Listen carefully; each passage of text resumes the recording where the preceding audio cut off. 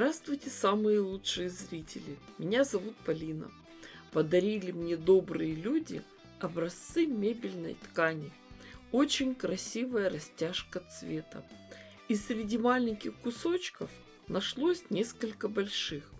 Естественно, большие куски будем использовать по максимуму. Большому кораблю большое плавание. Точных размеров не даю. Все делаю на глазок. Ориентируемся на местности. Обычно все просто.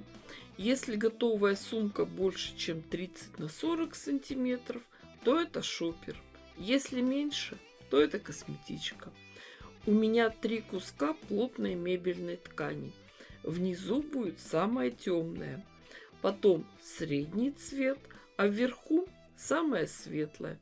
Поэтому светлые ткани режем вдоль пополам, а темный кусок используем полностью.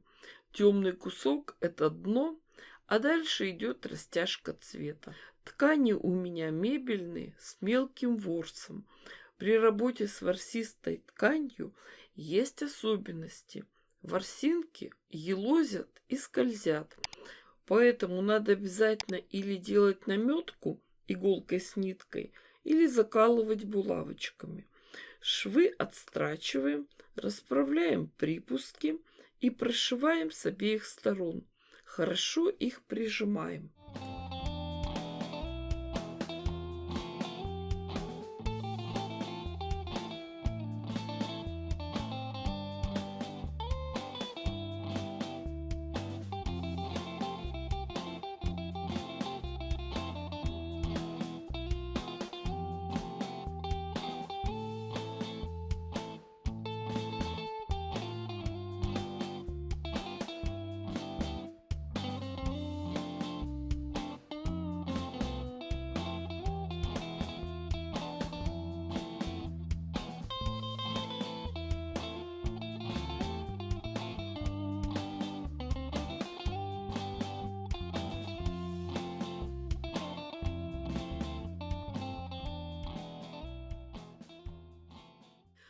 Когда полотно готово, в верхней части намечаем место для ручек.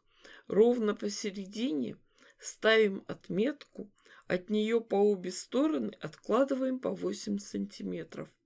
Ручки приготовим заранее. Для этого выкроем 2 полоски ткани шириной 8 сантиметров, а длиной 64. Длину я взяла чуть побольше. По 2 сантиметра с каждого конца уйдет в шов.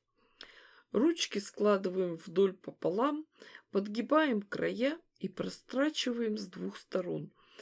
Дальше мы эти ручки зафиксируем в нужном месте, пришьем на машинке. И подготовим кусок ткани для внутренней части. У меня очень красивый плотный полулен. Для кармана возьмем широкую полоску ткани. Обработаем двойной подгибкой одну сторону, а дальше пришиваем ее, направив вниз.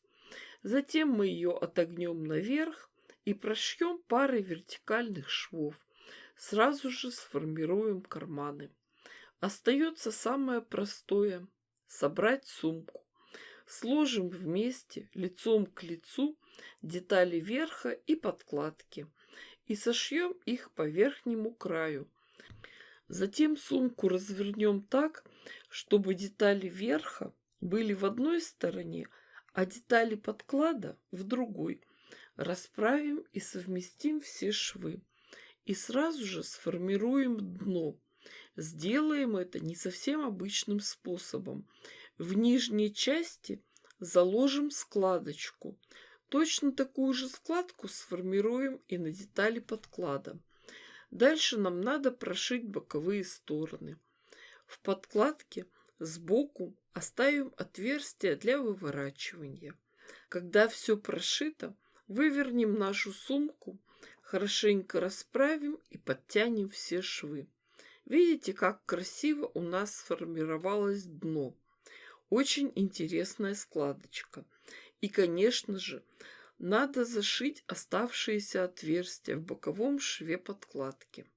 После этого подкладку заправим внутрь И по верхнему краю сумки сделаем отделочную строчку.